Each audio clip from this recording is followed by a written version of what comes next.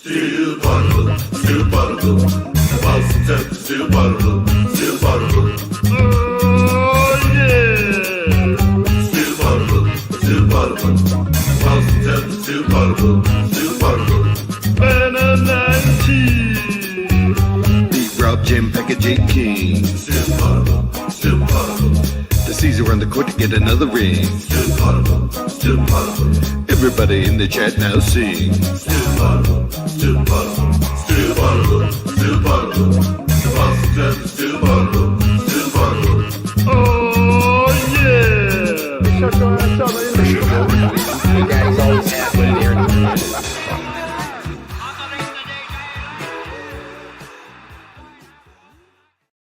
Welcome back to Still Poddable, the best Celtics podcast on J. King's internet. Who knows? We're rolling with it tonight.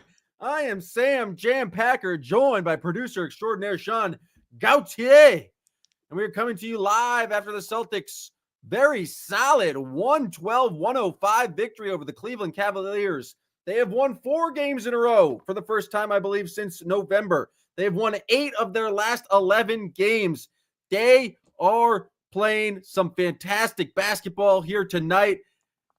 Just in general, over the last couple of months, I thought this was some of the best basketball the Celtics have played this entire season.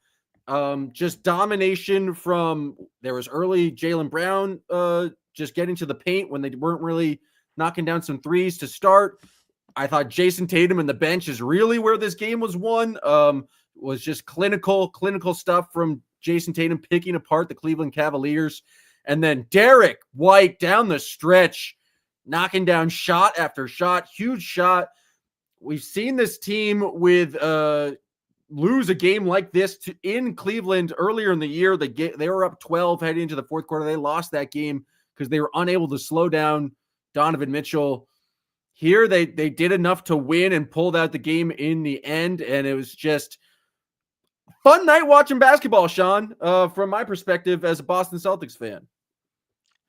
Yeah, I have to agree. This was great, especially having been to, we can get into this in the junk, but having been to a less than fun Cavs game last week, it was great to see the Celtics win in Cleveland. That was great. I just thought it was just a very, very solid performance. They were locked in on the defensive end. I mean, ugly first quarter. No points were allowed to be scored. This was a 12-6 basketball game with 4 minutes left in the first quarter. But the Celtics just went on a run after that, and it really started when the bench came in. I guess before that, we do have to give credit to Jaylen Brown for scoring the first 12 points of the game. It seemed like the Cavs were very focused on, we're not going to let the Celtics take threes. That's one of the things that make the Cavs defense so good.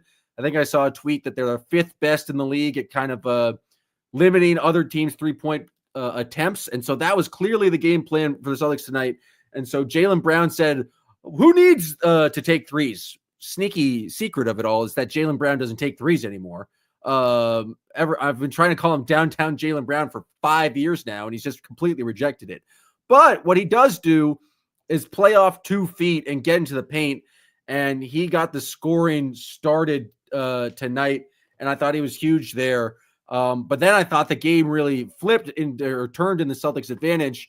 You got the lineup of Tatum with a full bench unit, and it's just, this is another thing where it's just like really nice to see the Celtics at full capacity with full depth, because they got to come in off the bench. Peyton Pritchard, Sam Hauser, Luke Cornett, 3 Milks, the Trace Leches, plus this man Al Horford, the Caramel. Can we call that lineup the Dulce de Leche? Oh man, we just did. So Tatum and the Dulce de Leche comes in, and they were just phenomenal. I thought Tatum has really figured out how to deal with a double team, but all those guys working around him, it feels like they have the perfect spacing, whether it's Cornette on the catching the ball in the short roll and kind of spraying out to different guys. It just felt like they were all making the right play. Al Horford had a fantastic game tonight. 13 points, 10 boards, 2 assists. I think he had 8 points in the first quarter there, and he was a huge part of the big run that they went on to end that first quarter. But I just think that Tatum in the bench lineup, Tatum and Dulce de Leche, was just a big reason why they were able to kind of create separation and have this large, it seemed like seemingly 10 to 15 point lead for the majority of the middle part of that game. Yeah, I just want to go back to like you brought up Tatum dealing with the double team, but there was one play where it was like he was trapped in like the top left elbow outside the arc, and like he's still like scanning between the guys that are trapping him and throws one out to, I think it was Al Horford in the like far like right the corner. 50-foot, 50-foot pass, yeah. Yeah, and Horford, like it was just like, yeah, just so much great passing from Tatum in this game. Like he, his field goal percentage wasn't awesome, but like just made an impact in a bunch of like ways that we're kind of, I feel like we're starting to get used to, but it is still like really impressive, especially like the dealing with the double team, especially just how often he faces it. Just he looked really good tonight. It feels like his game kind of keeps evolving. He has more assists this season, just in terms of his per game average, than he has his entire career. In terms of just processing the game, it's one thing to make the pass immediately out of the double team, but like you said, it feels like he's been doing this a lot more recently. It's taking the double team and making the pass where the defense isn't, and it's going to be that much harder for the team to rotate to, because teams will double and have a plan of like, we're going to rotate guys the one pass away. And Tatum is doing a great job of finding that guy in the corner. So that was that great pass to Horford, who I think knocked down the three there. But it just feels like they're doing such a good job. And this is what made what I think the Celtics so dominant last year, was how strong their bench was and how there was not really a drop off in performance when you went with Tatum in the bench lineups. And we're getting back to that. And we're getting back to the starting lineup having a positive net rating and having been a team that has figured it out. And so I think things are definitely trending in the right direction. 4 games in a row, like I said at the top, 8 out of their last 11, playing some of their best basketball heading into the All-Star break. We still got a couple of games before then, but you know who loves this play? It's legend of the game, Joshua B. Joshua B., how the heck are you doing this evening? I am over the moon. Over the moon, Joshua B. Over the moon. Over the moon. Almost and over the hill. I turn. Why not 40, both? Yeah, I turned 43 in March. And Al Horford is sitting there just inspiring me over and over. He was phenomenal. Today, this is the definition. This game was the definition of everybody eats. Jaylen Brown outscoring the Cavaliers. I remarked in chat, by the way, become a member of the chat by joining the Still Poddable community. Patreon.com/StillPoddable. Patreon.com/StillPoddable. Yeah, become a member of this chat where you'll get, beautiful insight, like the Cavs getting, the Cavs crowd just really getting into it when they took the lead 6-4 and, never got the lead the rest of again, but the crowd really into it at 6-4. Never heard any crowd is into a lead that early. But yeah, Jaylen Brown outscored the Cavaliers at the beginning of the game, 12-6 at one point. He was phenomenal. We needed his scoring. And Al Horford, who has just been ice cold for like the last month, just coming out of his slumber, proving that us old guys still got it. It's great. It was just a wonderful, wonderful win. I said in the chat, and this is going to be my first question for you. I have 2, but my first question for you is this, not just because it's the latest win, but is this the best win that you have seen of the Celtics this year, considering the opponent? That's question 1. I was considering a similar question. I think it absolutely, you're playing the team that's above you in the standings. And just in terms of consistency of play, like you mentioned, the Cavs were up 6-4, but then I think the Celtics led the rest of the way. And so I think it's just in terms of solid, it's like, I think the cliche is to say 48-minute performances. This is like everything the Celtics did. And something I was about to get to, which is I thought the Celtics just responded really well tonight. You're playing a Cavs team that's explosive, that has a great offense. And there was a number of times when the Cavs would make their run and they would cut the lead to 6 or they would cut it to 5 in the fourth quarter.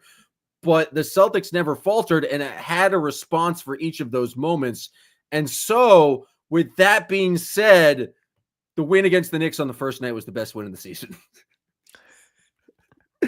That was an absolutely ridiculous shooting performance. I think. Nice job. What about you, Sean? What did you think? Do you think this is the best win of the season, or do you think this is, that you'd rather beat the Knicks again? Best win, I don't know, but I'm with Packard. This was decidedly one of the best performances. Like, just because, obviously they were up 10 for a ton of this game, but they had to hang on, and this felt like one of those ones where in previous seasons they lose this one in the fourth. Like the Cavs are rolling back, and they would end up giving up one stupid shot like that Pritchard when Pritchard had that foul on the 3-point shot from Garland. I was like I took a deep breath because it's just like seasons past, that's how we lose games, and this season they were just like, okay, and just locked in and stuck with the plan and won the game. So yeah, Payton did his best to try and throw this game away with that foul and then bad turnover. Luckily, it was saved by Jason Tatum making a kind of heads up play to get back in the just get back in the play and kind of save that. I actually more than I think about it, I think this is a better win than the Knicks win. The Knicks win was the Celtics made 25 threes. They didn't get the record, so we can't even give them a credit for that because they got booed for not getting the record. But this wasn't an outlier shooting performance of you can say you can rely on luck. Celtics shot 35% from 3, 17 of 48. That is a pretty they usually win games if they shoot at least 35%. But I think the thing that makes this win the most impressive is that they played very solid offense in terms of offensive execution. I've talked about Tatum in the bench, but I've also just thought they were kind of the clinical in the fourth quarter. But then on the defensive end of the court, they held the Cavs to shooting under 40% from the field. Donovan Mitchell got his points. He's one of the best scorers against the Celtics. He got his standard 30 points. But Evan Mobley didn't do anything. Jared Allen did a lot of stuff of just cleaning things up. Darius Garland had some decent looks. He's been really bad against the Celtics in the past. I thought he had a solid game tonight, but I just thought the Celtics brought the defensive intensity to this game for the majority of the game. And so you combine that just very, very solid play for, I think the first 3 quarters, they came back a little to earth in the start of the fourth quarter and allowed the Cavs to go on that run, but that's to be expected against a team of the Cavaliers caliber, say that 4 times fast. But I think that just the commitment to defense and for the entire game and the offensive execution when they needed buckets, I'm declaring it. I've declared it. It's the best win of the season so far for the Celtics. What else you got, Josh B?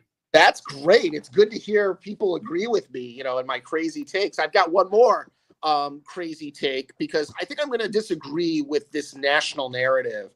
And I'm going to want your guys' opinion. This will sort of be my last question, but also my big take. There's been this general idea that the Celtics live by the 3 and die by the 3. Asia Wilson was talking about it at halftime. Shaquille O'Neal picked the Cavaliers, which is why you should never listen to Shaquille O'Neal at halftime or at any time on the TNT broadcast. Unless you're in need of some Gold Bond ointment, then knows exactly what you need. Yeah, or like a car loan from the general. But otherwise, just ignore Shaquille O'Neal when he talks. Just let him entertain you, which is the whole point of Shaquille O'Neal. Anyway, this idea that we live by the 3 and die by the 3, I just don't think that's true. I think we thrive by the 3. I think that when we're hitting all our threes, that we're unbeatable. But I have found that we survive by the turnover battle. So when we commit 12 we ended up with 12 turnovers, but the truth of the matter is that we had 5 through 3 quarters, and we were taking very good care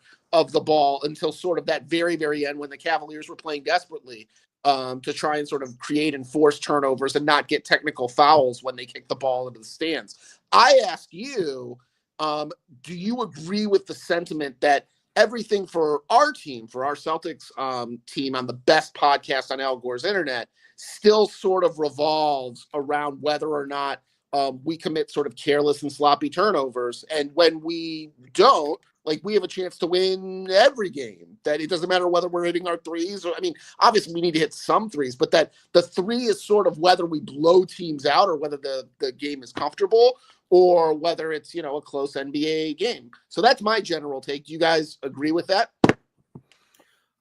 I think so. I mean, the three is obviously a big part of their game, as you mentioned. Like the Celtics thrive winning on the margins, and part of that is getting the right threes and getting up a lot of threes. And so I think part of what they might have struggled with earlier in the year is, I think a lot of their struggles early in the season are struggles. It feels so quaint now to describe those early times of just 2 weeks ago. But they weren't having, I think, the most efficient offense. And I think they're obviously going to be a team that jacks a lot of threes, but when they're not necessarily finding the other ways to win, it's about having kind of a secondary option. I think we saw that tonight where they still attempted the close to 53s. I think it was 48 in total, but they also got performances from Jaylen Brown getting into the paint. They were able to attack Kristaps Porzingis or attack with Kristaps Porzingis against smaller guys. And I think they were able to generate better threes by playing that kind of inside out game. There's a stretch there in the third quarter, I think, where it's just Jaylen getting the ball, and I think he got the ball, drove inside, popped it out to White, and then who knocked down a three, and then did the same the next possession, I think, of a post up, and then popped it back out to Peyton Pritchard. So I obviously the threes are a huge part of their game. I do think one of the things that made the Celtics really good last year is finding ways to win when your threes are not falling. But and I think they're kind of getting back to that. But they struggled earlier in this season when the threes were not falling. They didn't necessarily have an efficient offense to kind of necessarily go to. And it feels like they are now just kind of finding a better options or better ways where, you know what, maybe if the 3-pointers are not falling, we have another way to score the basketball, or we're going to play great defense and keep this game tight and make sure we don't lose that way. What do you think, Sean? Yeah, I mean, you're right on the turnovers.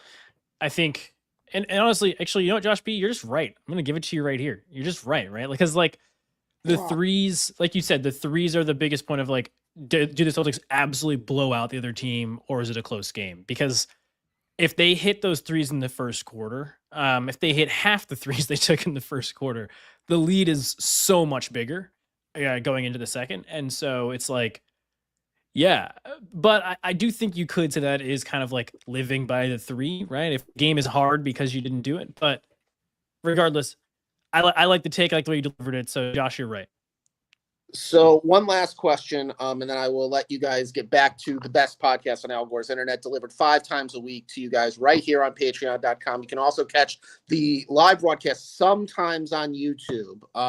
Sometimes the feed is a little weird, but you will get that are answered directly from the podcast. So if you go on YouTube and you enter comments right there, they will read them and you'll get, shout outs, just the way Grant G did on the last live podcast, just the way that Cop T is probably going to get a shout out in just a moment. But very quickly, and my last question for the night before I go to sleep is, do you think that the Philadelphia 76ers can learn something from this game by rewatching the film and seeing how not to blow a 20-point lead and just sort of carry it all the way through? Or do you think that the Philadelphia 76ers are going to focus on their own season going forward? Thanks, guys. I don't know what the Philadelphia 76ers have to do with it, but Josh B is like the king of creating slights. Like he was upset with the Cavs crowd for being happy for them being up 6-4, and he's always attacking the Knicks and the 76ers, and I love to see it. But I don't really know what that's got to do with anything, but he's a legend. He's the top tier subscriber to Still Poddable. And he gets us access here to the podcast. If you want to subscribe to Still Poddable today, you can become a kid, a god, or a legend. Go to patreon.com/Still Poddable. We got podcasts for you every day of the week. You can tune in tomorrow and hear Jay King and B Rob break down this game and, the rest of the trade deadline. Got a wild trade deadline approaching. A lot of Kevin Durant rumors swirling, which I did not expect. But let's, I have the ADHD. I'm getting a little distracted now. We still have a one major point to lock in for this game. And that's Derek motherfucking White. Played the entire Truly. fourth quarter, 14 points, 4 of 5 from deep, and not just threes that were just like wide open, threes that took some serious stones to take and to make. And this team, the Cavs, did an amazing job of like getting this game close. It was a 4-point game at one point. And this motherfucker, Max Strus, this guy commits 4 fouls in the course of 30 seconds, knocks over Kristaps Porzingis, and then is complaining about flopping. He completely takes the momentum out of the Cavaliers' sails, and like they kind of completely slow down the game because Max Strus needs to have a meltdown. And then what happens is Derek White hits a huge three. And basically after that, it's a foul fest to try and win. But it's like it immediately was Strus being a big giant baby, Derek White hitting a mid-range pull-up, Derek White hitting a huge three, Derek White hitting a huge three. And so I just think he's got his kind of confidence back. He's got his swagger back. And it's just fantastic to see in that moment, things like really kind of like slowed down. They needed someone else to kind of step up and make a play.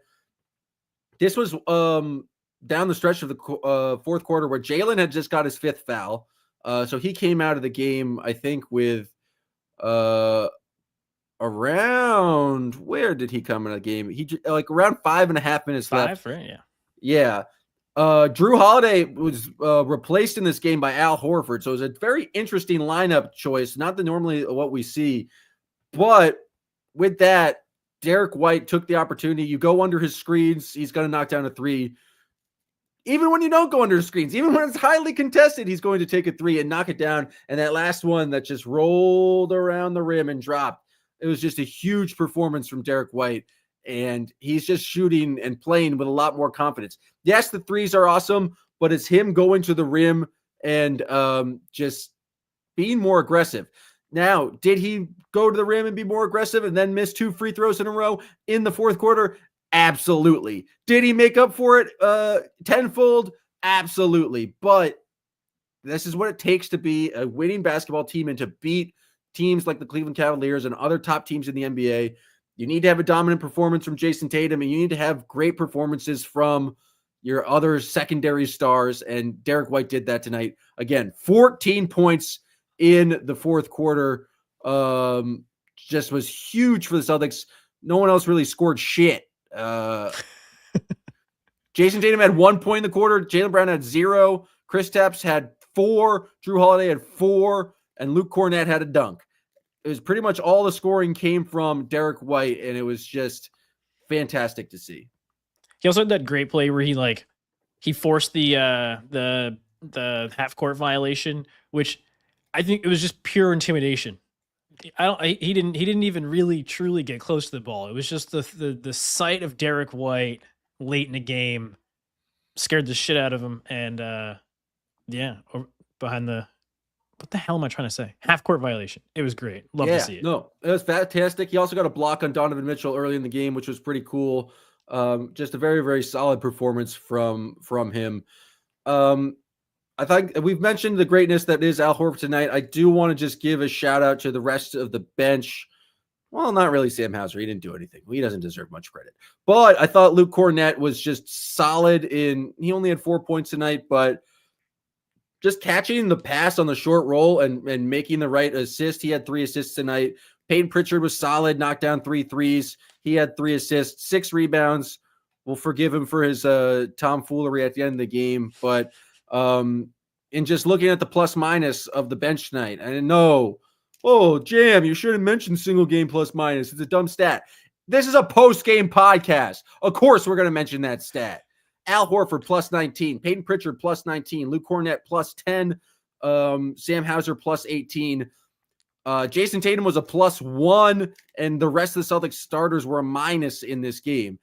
And yes, single game plus minus is not the be all end all, but you know what it's a good indicator of? what points were scored when those guys were on the court. Like, I think it's a brilliant measure of that. And so a lot of the points the Celtics scored occurred when the bench was on the court. And so it was just a very, very solid performance all around from the Celtics. But again, it's just Tatum and the Dulce de Leche lineup. I thought was fantastic, and they went on runs in the first quarter, the third quarter, and really brought this team ahead. To be in a position where they're up 15, you can kind of let the Cavs come back, and you're still then have that Derek White performance to seal the victory. That's all I got in terms of pure hoop analysis. Anything else you want to mention from tonight's game, Sean? All I have is I wrote in my notes, cool hand Luke. There was a great rebound Luke had. It was a shot that came short. It was like an offensive rebound off the front rim, and he caught it with one hand, and I thought it was cool. That's all I've got. I agree. I think Cool Hand Luke's a wildly overrated movie.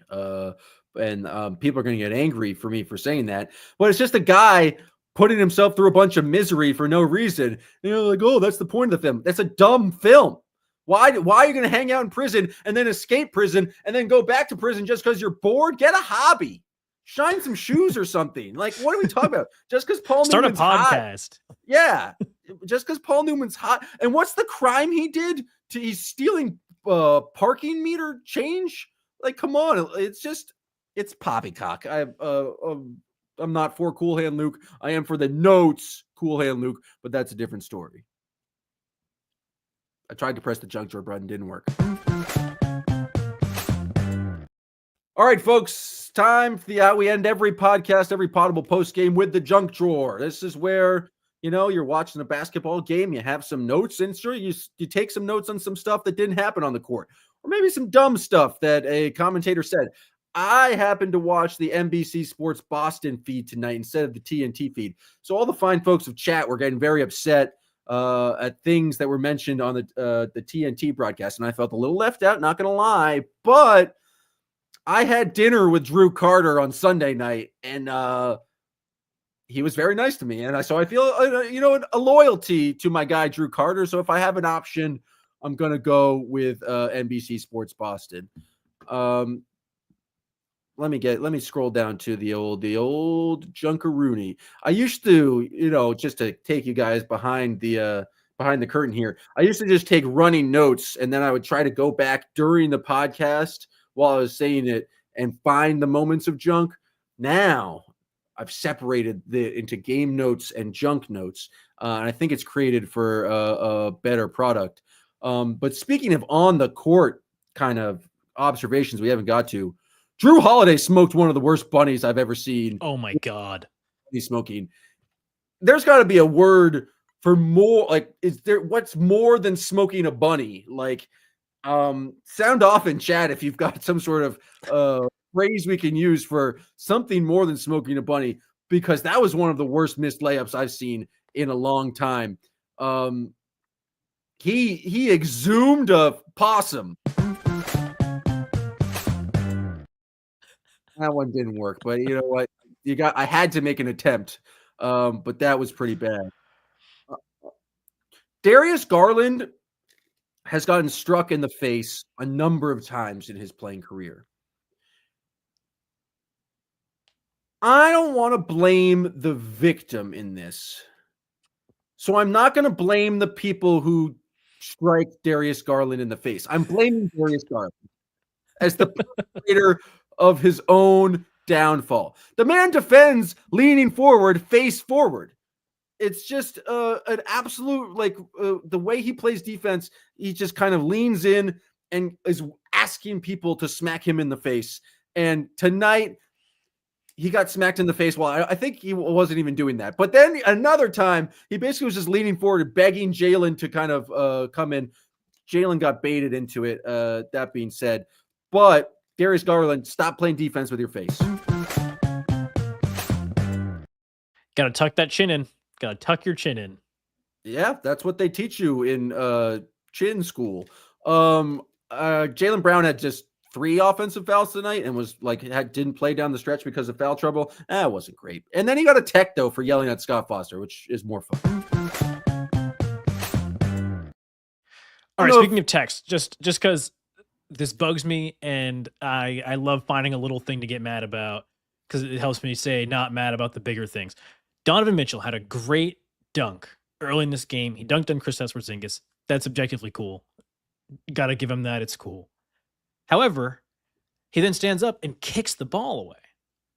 he Jason did. Tatum No, would get ejected. Jason Tatum would get ejected and suspended for 2 games. Outrageous. not only was there furious. no tech, we have an administrative rule for this. It's called a delay of game warning, folks. Can we at least call it fair on both sides? I was agree with you. furious. I stood up off my couch. I sat back down quickly, but I was very mad for a quick moment.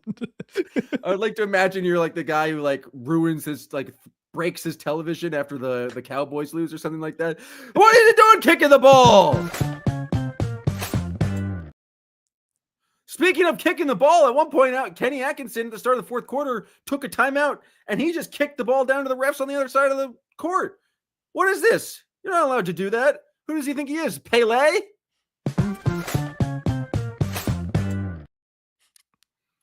You didn't get this on the national broadcast. This is a Drew Carter special. Apparently in the referees media guide, each referee, did you see this? Do you know each referee has a hidden talent listed? Yeah. Scott Foster's hidden talent, folks, body surfing. Body surfing. And I just imagine you're at the beach and you're hanging out, you're not even in the water. You're kind of close to the water. Maybe you're watching your child in the water and just a shirtless Scott Foster comes plummeting into the earth, just barrel chested, riding that wave, just catching that wave. Even better, imagine he's just standing in the shallows, just bouncing, waiting for that perfect moment to catch the wave. And I might have body surfed myself once or twice. Although calling it body surfing is ridiculous.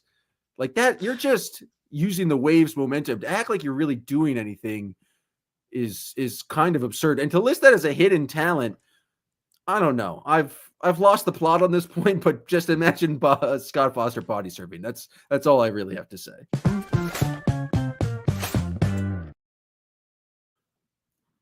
Fat George just could not defend Kristaps Porzingis tonight.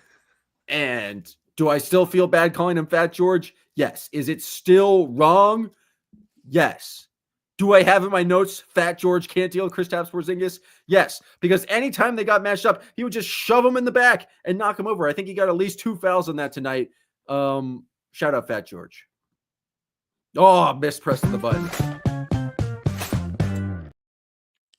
This is going to really piss off someone, probably one person. But I feel like a while ago, this was a very long time ago, we had Josh Gondelman on the show, and we were talking about cities and towns that we have an irrational hatred for. I'm just so sorry to George Niang for having to be from Methuen. That sucks. That's terrible. That's got to be bad for you. I know nothing about Methuen, but I love an irrational hatred of a town. It's like me in Waltham. Fine, sure, wonderful place, but you know what? You grow up in a certain area, you're going to have an irrational hatred. And here's the question: did you hate Methuen before George Niang, or has George Niang created your Methuen hatred? No, I one time was driving home from New Hampshire, and I had to stop. I think I stopped at a McDonald's in Methuen because it's right on the New Hampshire line. And I just looked around and I was like, I hope to never step foot in this town ever again. This place seems terrible. So, Nope, there you go. Yeah. Screw Methuen, says Sean. We love Methuen here on Still Poddable.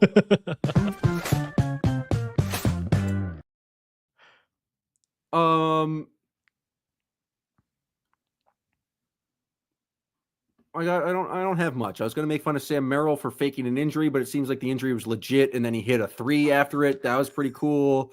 Why don't they have a free chicken giveaway? Derek White missed 2 free throws, and no one in Cleveland got free chicken. It feels like they should have gotten free chicken, but it did not happen. And okay, let me press. I got to reset. This is my final junk of the podcast. I spent a lot of time criticizing Max Strus for his mental breakdown, for his complete lack of composure, and for basically ruining the game. And I'll say two nice things about him. He's got a great head of hair, and you dispute that point. You go on. Well, I got it. Yeah. He very, very clearly fouled Kristaps Porzingis. Just shoved him, trying to go in for a rebound. Kristaps, a giant man, fell over. They reviewed it for a flagrant. That's how obvious of a foul it was. And I know some people were saying they were reviewing it for a flop. No, Max Strus thought it was a flop. Very, very obvious foul. Max Strus thought it was a flop. He tried to convey this by going throwing his hand out and to try and say that was a flop. That was hilarious. That was so good. It was so good. Just keep on flopping his hand out. One, I'm surprised he didn't get attacked for the demonstrative flop motion. Jason Tatum does one thing like this and he's suspended for 3 weeks. But this motion to call for a flop, imagine if that was an actual call that NBA refs did, where they'd be 7 flop. But you need to do the repeated flop. You can't just flop once. It needs to be just a continuous flop motion animation. And so I will give Max Strus credit. I'm an objective journalist here. Hilarious flop motion from Strus. I think Max Strus's haircut looks like he went to a strip mall Supercuts and asked for a Jack Grealish haircut, and it didn't work. I hate his hair so very much. I mean, yeah, I don't think the headband is working for him at all, but I think he's got solid hair product. I don't think he's necessarily made the best decision to do with it. Yeah, that I can agree with. Any other junk from you? Yeah, first of all, Grant threw it in the chat. I told you I'd put it in, Grant. See, I made a promise and I kept it. But yeah, first of all, once again, sucks I wasn't in Cleveland for this one. Here's what I'm going to say. Cleveland, Jumbotron, I hated it. I'm going to bring in Grant for this discussion. Gambling Grant, Cleveland time, Cleveland analysis talk from Gambling Grant. What's up, guys? What's going on? Jumbotron sucked. Shape and placement bad. If you're sitting anywhere remotely low, you're craning your neck. It's a bad time. I hate their Jumbotron. Oh, look at me! I'm so close to the action. I need to crane my neck. Look at the crowd. Which brings me to my next point, which is not a complaint about the Cavaliers or whatever the hell their arena is called, but so my company, we're doing an event there, so we got seats for the game. They were like, oh, we got you really nice seats. They were nice seats. We were sitting right behind the Cavs bench, which is cool, except you can't see anything there. Anyone out there thinking I'm gonna buy cool seats, don't get those ones because you cannot see. You are sitting lower than the people in front of you because the people in front of you are players on the court. Are they tall? Yeah, they're quite fucking tall. All I could see was literally at the rim itself in front of me. Everything else completely obscured, mostly by Tristan Thompson's head. It was I couldn't see a single thing in front of me. So yeah, don't if you're looking for nice seats, don't do that. I'd say sit up on 9 at the TD Garden with me. It's a great time. No obstructed views whatsoever. No obstructed views, not at all. Jumbotron looks great straight ahead of you. Whole game developed there. Yeah. So your basic argument here, as I understand it, is that your seats were too good and too close that not only could you not see the game in front of you, but you had to crane your neck to even see what was going on in the Jumbotron. And so the Cavs, I agree, need to do better. Grant, our resident Cleveland expert, what say you? I actually have a pretty funny story about hell yeah my time at Rocket Mortgage Fieldhouse. Whenever they were really, really bad in 2019, I went against the Nets. And we sat at the top level, and then there was ushers and just promoters giving out tickets to go sit in a lower bowl so you can get more people for a TV audience down there, I guess. We ended up sitting right behind the Cavs bench and directly behind Darius Garland's parents, unbeknownst to me. I was furious at Darius Garland after the first quarter because he missed a shot to hit the over. Did you happen to have a wager on this game, Gambling Grant? I did. It was one of my early Gambling Grant stories of bad beats, and I sat right behind Darius Garland's parents, and I was like, "Damn it, Darius!" And his parents were right in front of me. So did they turn around and after you yes, they were like, "That's my son." Oh God. So, well, tell him to play better then. That's what I'm saying. I was like, "Your son's phenomenal." Not my fault he missed it, but I will give them one shout out. They had this really cool like area kind of like in the tunnel opposite the players' tunnels, like you're on the other side of the court, but you're on event level, and there's like a half court back there with like a scoreboard, and that's where they do like all the like food and stuff for like the premium seat stuff. That was cool. Gotta give them a shout out there. The food was pretty good. It reminded me a lot of media dining at the TD Garden. It was a good time. Oh, the weird back room where we eat chicken fingers when we're at the Garden. That sounds like the food sweet. selection. Imagine that food selection in a space that isn't weird. Oh, like when they bring in the cool ice sculpture at exactly. Celtics game. Oh, well, that's fantastic.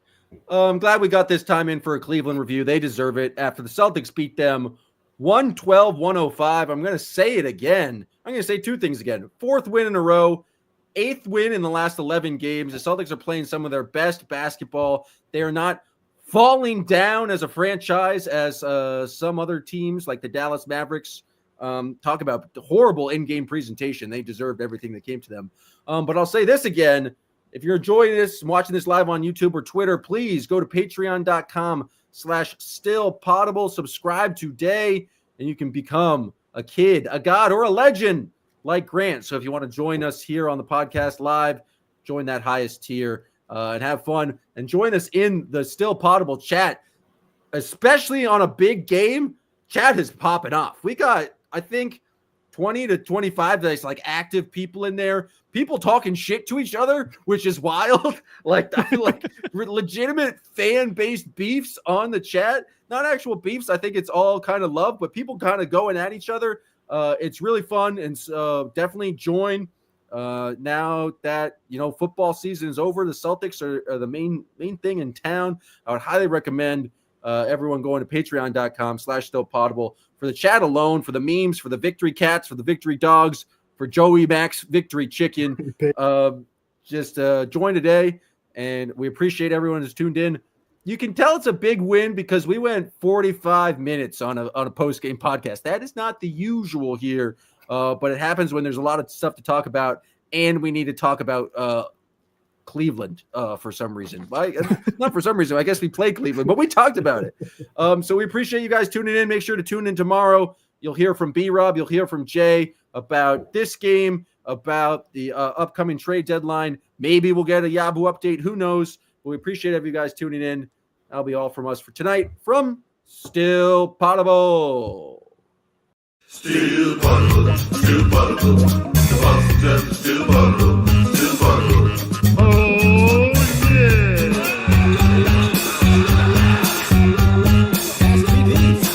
Go down from eating and drinking and all that wild stuff.